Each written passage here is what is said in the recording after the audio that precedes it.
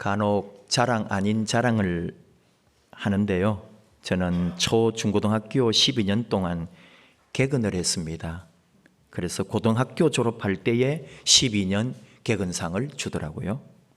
근데 제가 그때 나 참 잘했다, 뿌듯하다 그런 생각 하나도 하지 않았습니다. 왜냐하면 학생이 학교에 가는 것은 너무 당연하고, 제가 초등학교 딱 입학할 때 아버지께서 아파도 학교에 가서 아프고 죽어도 학교에 가서 죽어야 되는 거라고 그렇게 말씀하신 게 있어서 저는 항상 그냥 당연히 무슨 일이 있어도 학교 가는 날은 학교 가는 줄 알았습니다. 이런 게 있었기 때문에 12년 개근상이 아무렇지도 않았어요. 그냥 당연히 받는 건데, 근데 몇 명 되지는 않더라고요. 사실 저라고 왜 아픈 날이 없었겠습니까? 학교에 잘 갔다가 학교에서 아팠던 때도 있었고요. 전날에 아파서 도저히 아침에 일어날 수가 없을 정도로 그렇게 아픈 날도 있었어요. 그래도 학교 갔습니다. 또 초등학교 2학년 때인데 열이 펄펄 하는데도 학교 갔습니다. 그날은 어머니가 학교에 오셨어요.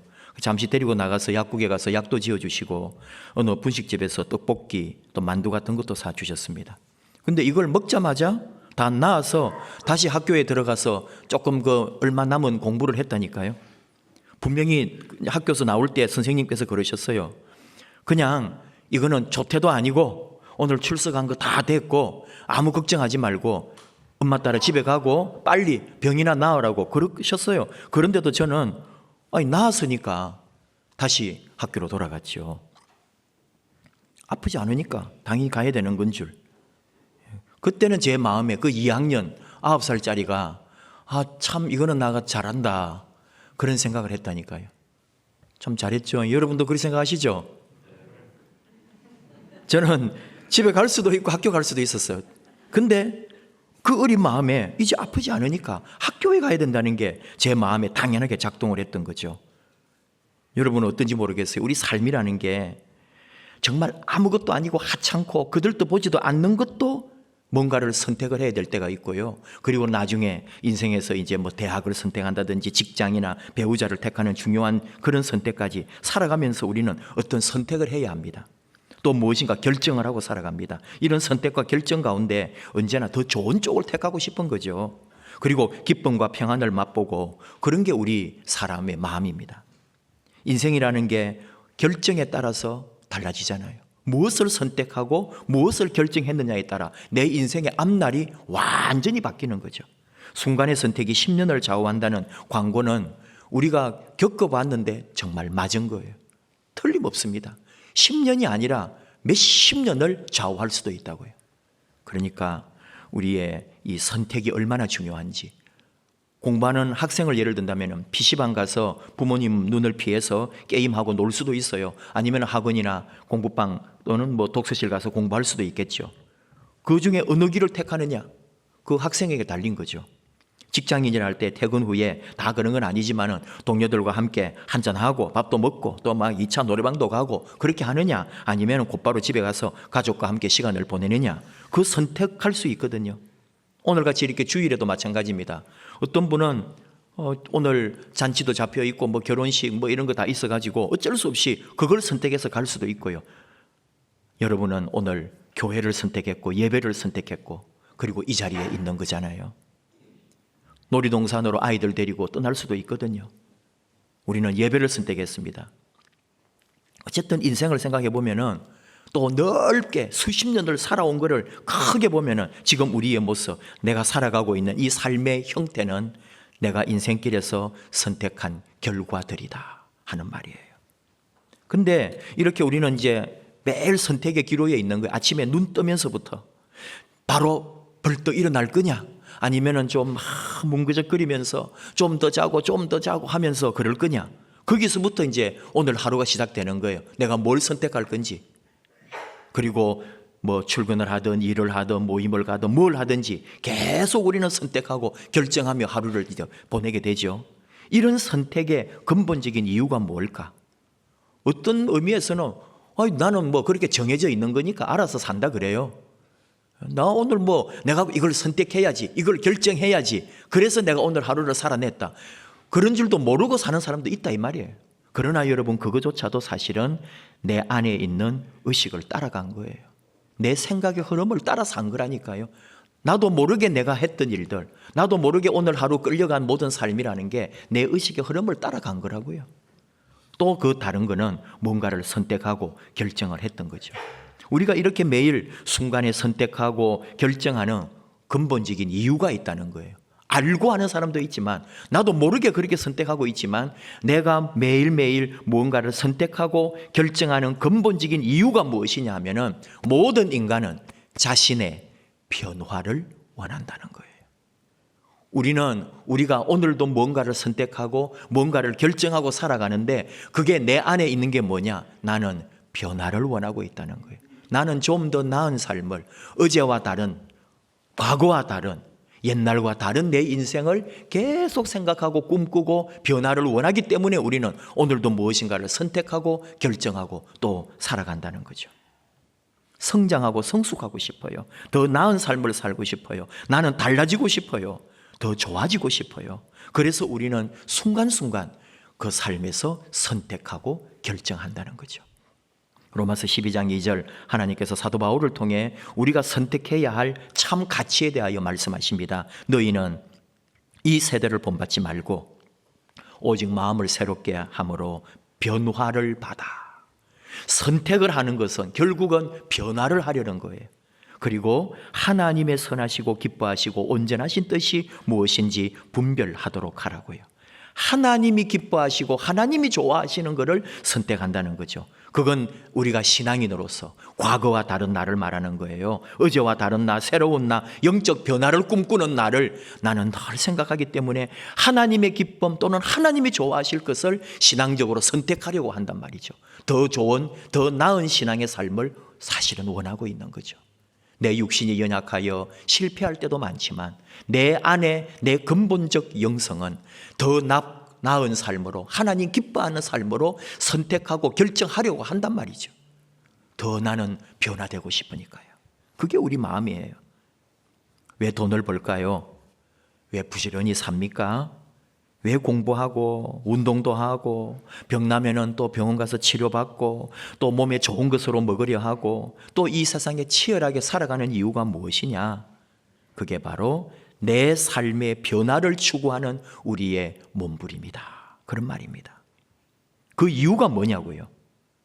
그 변화라는 게 뭐냐고요? 사람은 육체는 자랄 때까지 자라겠죠? 어느 시기에 멈추어요? 그리고 더 세월이 흐르면 육체는 줄어들더라니까요.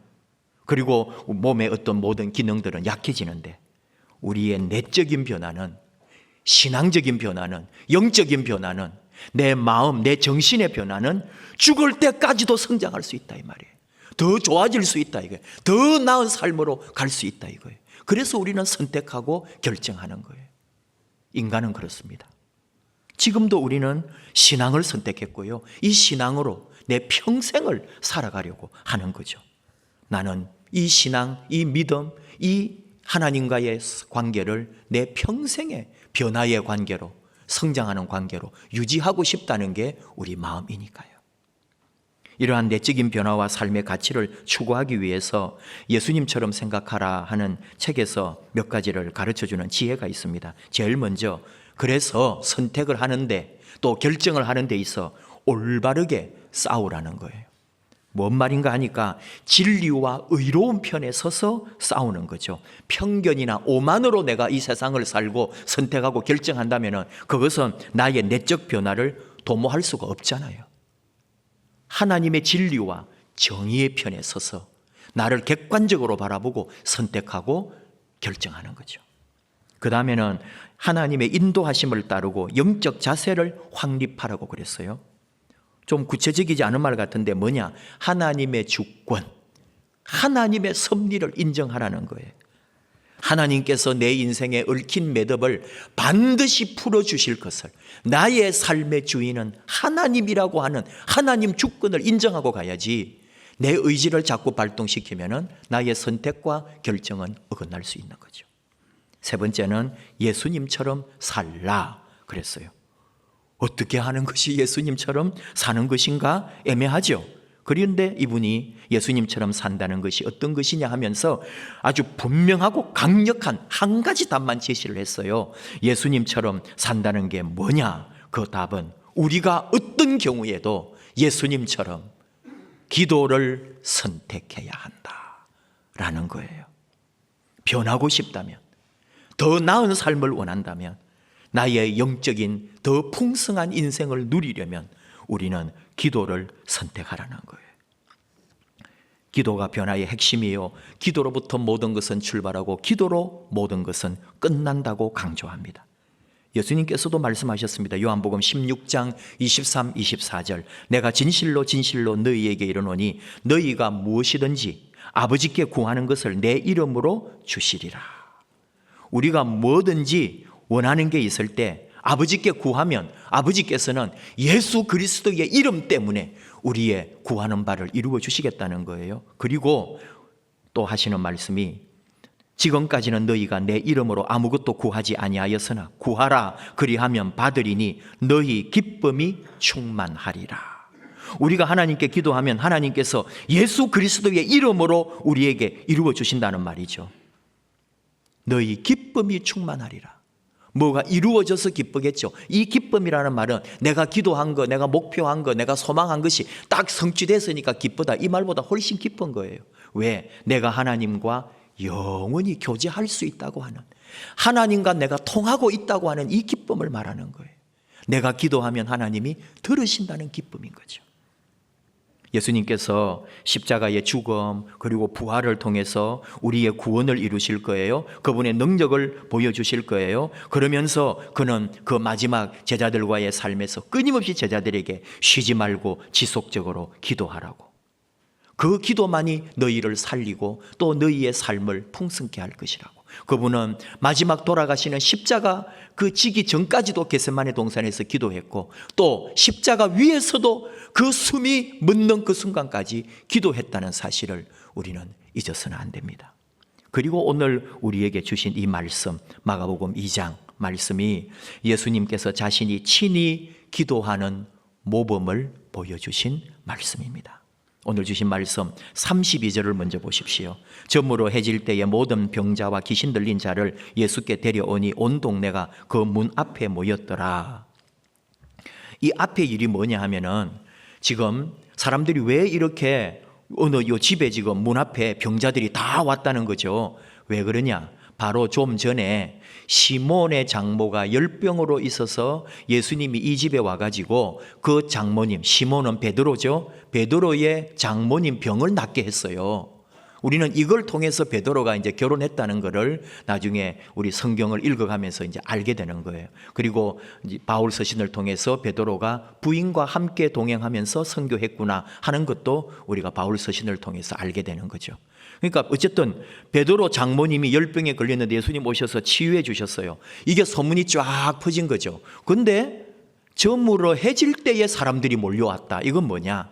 그때가 안식일이었어요. 지금 예수님이 치유를 하고 베드로 장모 집에 오고 그리고 그 이전에 지금 또 한바탕 했어요. 다른 이 유대인들과 왜 예수님이 안식일에 뭘 한다고 막 지적질을 한 거죠. 유대인들이. 그래서 한바탕 하고 베드로 장모님 치유하고 그 집에 왔는데 드디어 저녁이 되니까 안식일이 끝난 거예요. 이스라엘은 아시죠? 하루가 해진 저녁이 시작입니다. 그리고 그 다음날 저녁 때까지. 그게 하루예요. 우리는 아침에 해가 밝아서 하루지만 이스라엘은 항상 그런 거죠. 그래서 안식일이 끝났기 때문에 사람들이 자유롭게 나올 수가 있는 거예요. 소문은 들었어요 지금. 그리고 베드로 집이나 또는 베드로 장모님, 이제 우리 생각에는 베드로가 장모님을 모시고 살았다고 보는데 어쨌든 이 집에 다 몰려온 거죠. 문 앞에 쫙 대문 앞에 다 모여가지고 예수님의 치유를 기다리는 거예요. 그리고 예수님 이제 치료해 주시는 거죠. 다 왜 온 거죠? 기적 보려고, 내 병 나으려고, 그 대단한 놀라운 거 한번 보려고 온 건데 문제는 뭘까요? 치료받으러 오는 사람이야 치료받고 나아서 돌아가면 되죠. 하지만 예수님은 얼마나 집중하고 한 사람 한 사람을 상대해서 그 사람을 안수하거나 만져주거나 또는 뭐 흙을 이겨서 바르거나 어쨌든 얼마나 많이 애를 쓰고 치유해야 되는가 이 말이에요. 그걸 여러분 이해하셔야 됩니다. 목회자가 간혹 우리 성도님들 오실 때 기도해 주거나 안수해 주거나 하는 일들이 있는데 이 순간에 얼마나 에너지를 많이 쏟는지 아십니까? 정말 몸의 모든 진이 다 빠지는 것 같아요. 내 몸, 마음, 영을 집중해서 하나님의 성령님을 의지하면서 기도하는 거라고요. 대단히 힘든 일이죠. 제가 신학교 들어가서 수업이 없는 월요일에 침수를 배우는 침술반에 들어갔습니다. 저는 어릴 때부터 이상하게 이렇게 침이라든지 뜸이라든지 이런 건강 또는 한의 쪽에 사실은 관심이 많이 있었습니다. 근데 제가 이렇게 이과적인 재능이 없더라고요. 저는 뭐 단연히 문과, 인문학을 공부했습니다만은 지금도 마음에는 늘 이 한의에 대한 관심이 있죠. 이제는 많이 이제 그런 게 수그러들었습니다. 어쨌든 신대원 올 때 그때 이제 제가 대학 마치고 군에 마치고 신대원 딱 왔더니 아주 그냥 이 내가 원하고 바라는 게시판에 침술 뭐 이렇게 딱 해가지고 침구학 뭐 이런 게 나오길래 바로 신청을 했죠. 한 4, 50명 정도 그 월요일에 신대원생들이 김정률 박사님이 아마 지금은 돌아가셨겠죠. 그때만 해도 벌써 7, 80 되셨으니까요. 갈릴리 그 침술 학원을 운영하시고 한의사시고 한의학 박사시고 저희들 선배님이 되시고 목사님이시고 그분이 자기 학원에 와서 가르치기도 하지만은 우리 신학교 후배들을 위해서 직접 학교에 오셔가지고 한 강의실 빌려가지고 우리 신청한 사람들이 이제 학원비처럼 조금 내고 그 침술을 배운 거죠. 한 학기 내내 매주 월요일마다 그렇게 배웠습니다. 굉장히 잘 가르쳐 주시고 대한민국 뭐 최고의 그런 한의사 중에 한 분이셨어요. 자체 그 학원에 가서 이제 우리는 한 게 아니고 다 학원의 제도를 거기서 학원 시험지 우리 공부 다 마치고 시험 쳤어요. 그래가지고 여러분 제가 침구사 자격증이 있습니다. 학원에서 준 사설 자격증이지만 우리나라 정부는 인정을 하지 않아요. 네. 방학이 된 거예요. 그래 이제 딱 그 시험 딱 치고 침구사 자격증을 딱 받고 방학이 딱 되니까 침술 봉사반을 또 모집해가지고 보내는 거예요. 가야죠. 저도 침술 했으니까.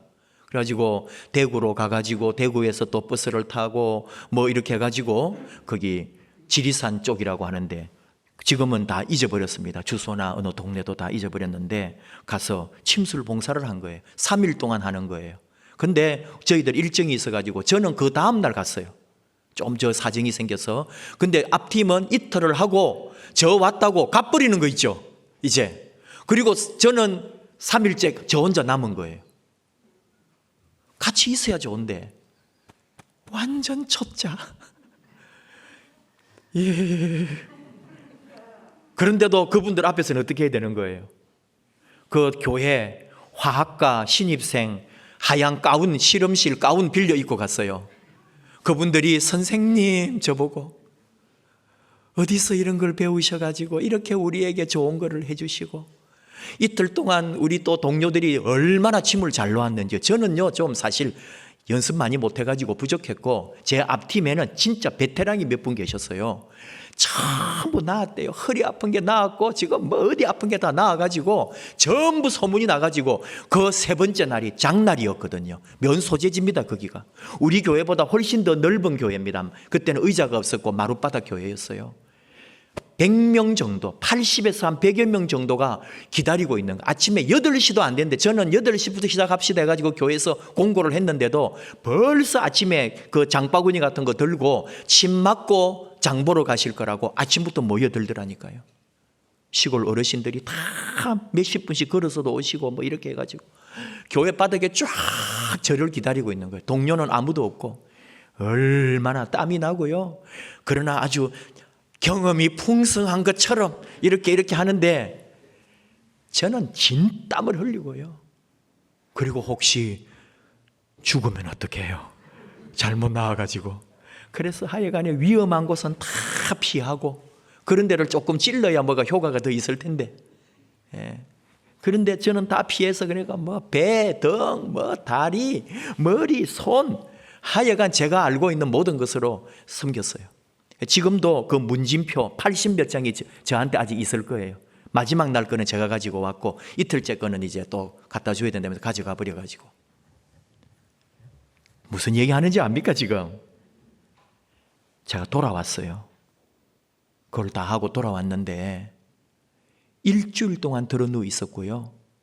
한 3일 4일은 아무 힘도 없고 끙끙 앓으면서 사람이 일어날 수가 없어요. 땅바닥에 완전히 뻗었어요. 왜요? 총 합하면 한 100수십 명 그 침 놓느라고 제가 얼마나 긴장하고 힘이 들었는지 세상 말로 제 기가 다 빠져나가 버리고 어떻게 올라왔는지도 모르겠어요. 거기서 그분들이 저녁표 해서 대구까지 데려다 줬어요. 정류장까지 터미널에. 그리고 서울로 막 밤에 이렇게 막 밤차 타고 이렇게 오고 그랬거든요. 심야 타고. 어떻게 왔는지, 그리고 내가 아파서 들어 누워가지고 이런 게 함부로 하는 게 아니구나. 예수님은 다르시겠죠.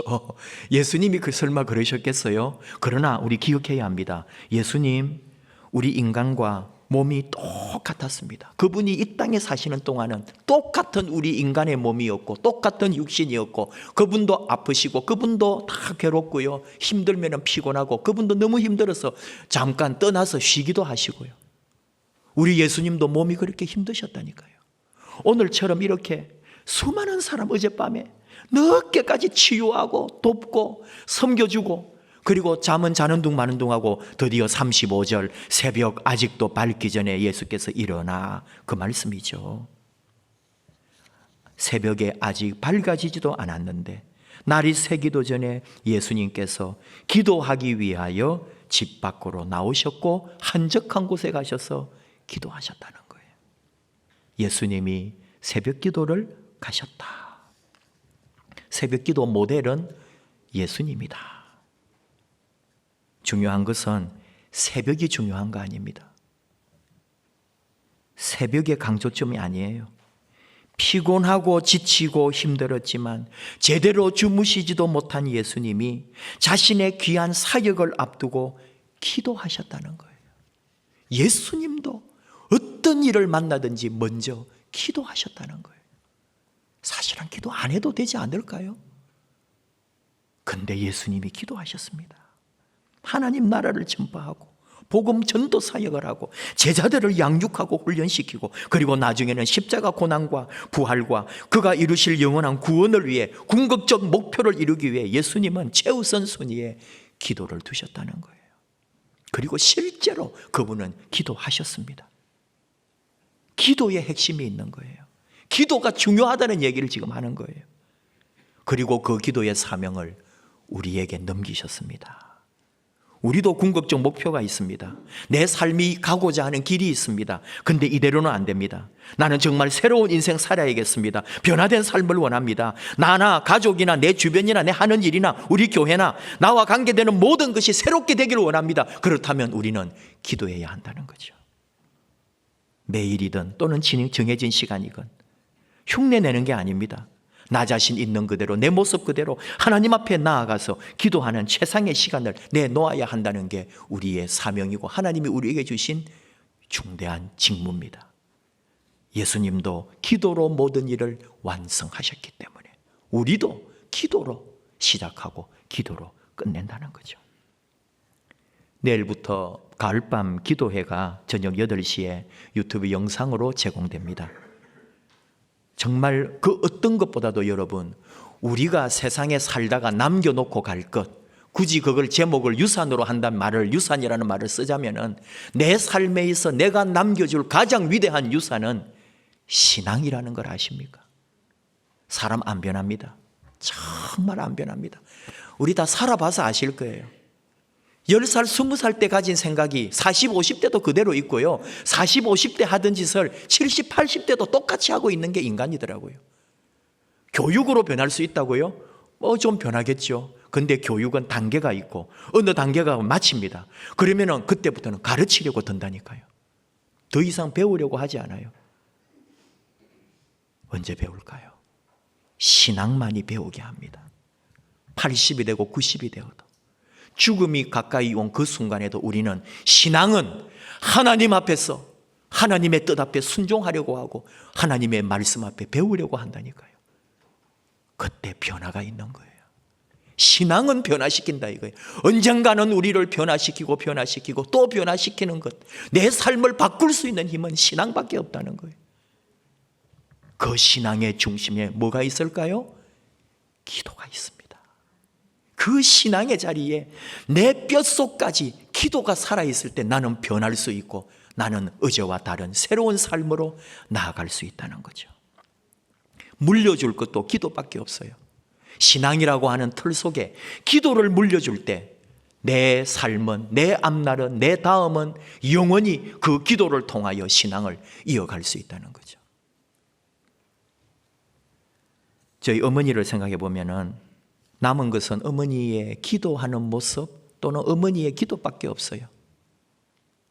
정말입니다. 뭐 여러분, 부모님으로부터 상처받지 않은 자식이 있을까요? 어쩌면 제일 상처를 많이 주신 분은 부모님일지도 몰라요. 저 역시 그 시골, 경상도 시골촌에서 부모님들이 나름대로 산다고 사는데 힘든 삶에서 그 분노나 또는 서운함이나 괴로움을 자식들에게 토로하거나 또는 매를 들거나 또는 들어보지도 못한 상한 말로 얼마나 상처도 많이 받았겠어요. 인생은 또 그런 줄 알아요. 근데 어떤 때는 부모님이지만은 용서가 안 될 것 같은, 내게 왜 그렇게 상처를 주셨나, 그런 게 있어도 어머니의 기도하는 모습을 생각하면 그 마음들이 다 녹아내리는 거예요. 시골 교회 종소리, 옛날에는 진짜 종이 있었어요. 저도 주일에 종 많이 쳤습니다. 초종, 재종이라 그랬잖아요. 저는 그 어릴 때 교회 학교 마치고 10시 30분에 초종 칠 때 제가 막 달려가서 초종을 막 쳤어요. 그럼 재종은 거기 하시던 나이 많은 할머니 집사님이 꼭 그 재종을 치셨기 때문에 11시 10분 전에 꼭 그 재종을 치셨죠, 그분이. 그 다음에는 새벽에 새벽종. 그러다가 이제 차인벨이 나온 거예요. 차인벨도 나름대로 시골은 아름다웠어요. 도시는 그게 다 소음으로 다 이제 없어졌죠. 지금은 시골도 그렇게 하지는 않습니다. 시골의 새벽 기도가 몇 시였는지 잘 지금은 기억이 안 나요. 4시, 4시 반이었습니다. 그 새벽 종소리 듣고 어머니가 제가 방에서 들으면 파시락 준비해가지고 식구들 깨랴 조용히 챙겨가지고 자박자박 나가는 소리가 들리는 거예요. 그 시골집 방 2개 있고 마루 있고 죽담 있고 그게 다 들리잖아요. 옆방이라도. 그 소리 듣고 자란 거예요. 제 기억에 남아있는 어머니에 대한 좋은 기억은 기도하러 가시던 어머니, 그리고 그 마룻바닥에 엎드려서 울면서 기도하시던 어머니, 그것만이 어머니의 유산으로 남아있다니까요. 위대한 유산. 여러분 뭐 물려주실 거예요? 뭐 남겨주실까요? 신앙입니다. 그 신앙 안에는 기도가 있습니다.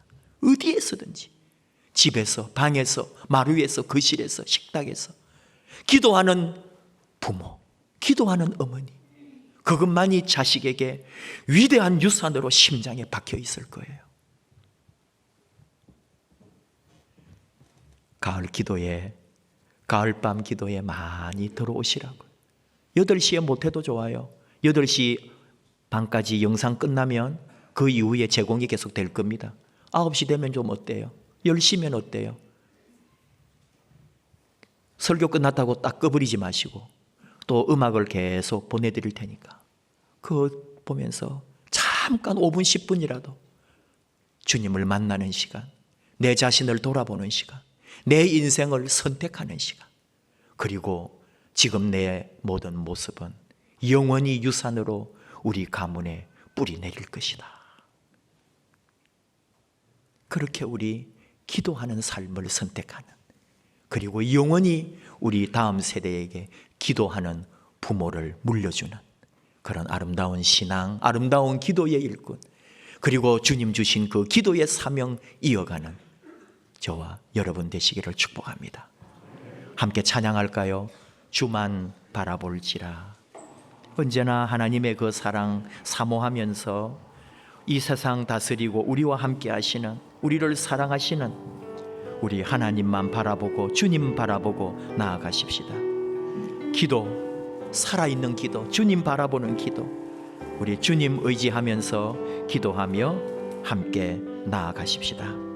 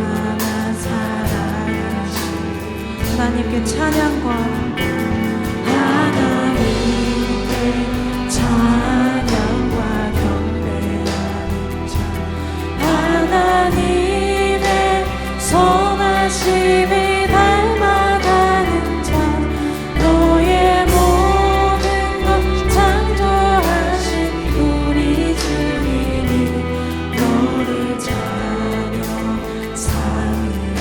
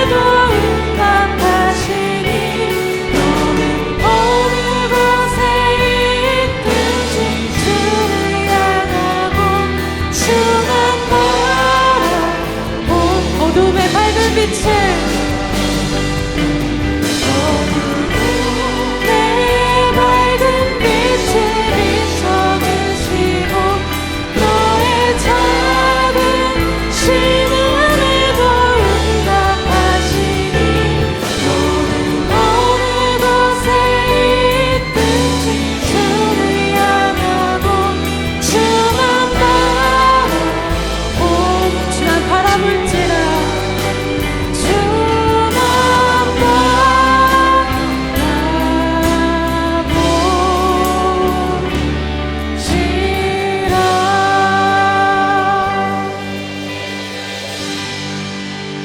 같이 기도하십시다. 어떤 상황, 어떤 형편 중에서도 기도하는 하나님의 자녀 되기 원합니다. 어떤 위험한 일 가운데서도 먼저 기도를 붙잡는 저희가 되기를 원합니다. 내가 남겨놓고 내가 물려줄 수 있는 마지막 하나가 있다면 기도하는 신앙인, 기도하는 하나님의 종인 것을 다시 한번 확인합니다. 평생에 기도를 쉬지 않는 기도의 사람으로 내 삶을 하나님께 드리며 영원히 기도하는 하나님의 자녀로 살겠습니다. 결단하며 나를 기도의 일꾼으로, 기도의 용사로 사용해 주시옵소서. 주여 부르고 우리 같이 기도하겠습니다. 주여.